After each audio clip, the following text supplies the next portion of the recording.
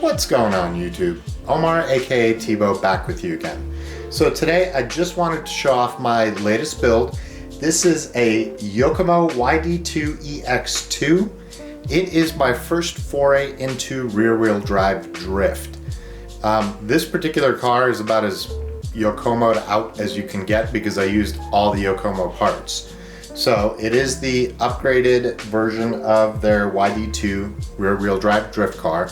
I am utilizing the Yokomo BL 4 Pro Drift ESC along with a 10.5 turn brushless motor, which is also a Yokomo motor, and it's their drift model that's supposed to go with that ESC. Additionally, I do have the Wi-Fi unit on there, which is fantastic because I can use the Yokomo app to change all the parameters on the ESC. Something that I love, something that I've been doing with my quad because I fly KISS on the electronics, so I just use the phone app for that, and it's just amazing not to have a laptop or anything else to adjust all those parameters or carry another like handheld programming card or something else. It's just right on my phone, nothing else to carry, hooks up through Wi-Fi, no extra cables.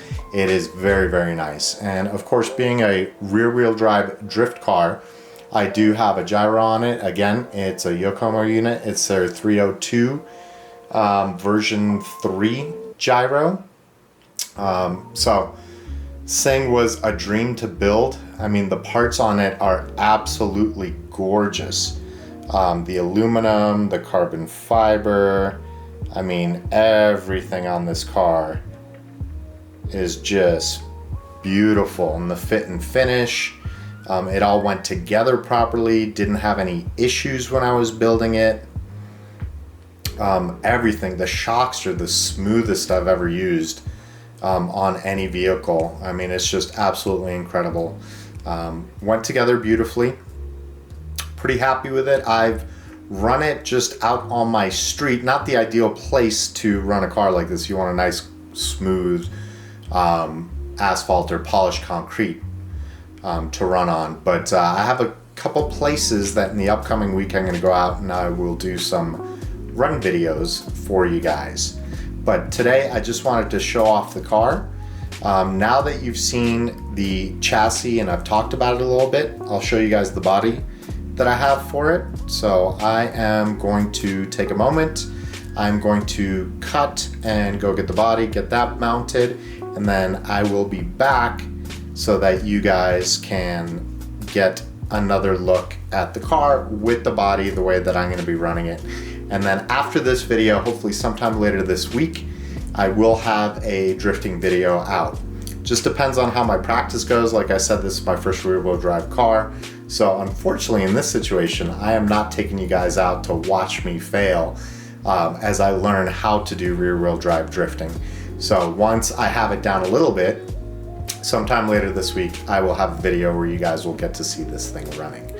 All right, give me just a moment here. I will go grab the body and we will be back in just a moment so that you guys can see what I'll be running it with shell-wise.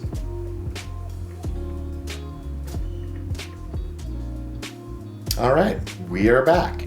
This is an HPI body that I've had for quite a while.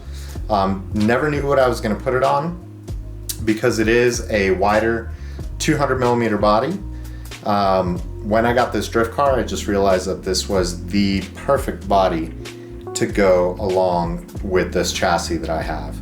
I don't have the body pins in, so if you're looking at the wheel wells going, why is there so much room?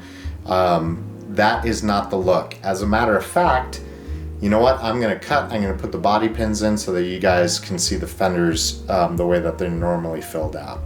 Give me one more second, we'll be back. There we go. Now we have the body on with the body pins, so everything is seated pretty well. About the only fitment thing that I don't like is on the rears. Even though they have quite a bit of offset, they are 6mm offset wheels, and then there's also a 5mm aluminum piece in there, spacer. This BMW M3 E30, lovely car, has that lovely, beautiful, boxy, flared out fenders, wide bodies to it. So the rear just, to my eyes, doesn't look quite right. So I might get some wideners just to bring out those wheels. But first I want to run the car with the setup and everything before I start messing with track width and whatnot, and just get to drift it the way that the chassis is set up out of the box. So at some point, I will be changing that, hopefully. But in the meantime, that is the body that I have on there. I think it's a stunning, good looking body.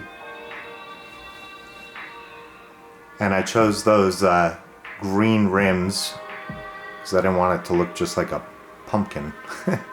But anyways, that concludes me showing off my YD-2 EX II for you guys. And as I said, stay tuned. I will have some drifting videos out for you guys shortly this upcoming week.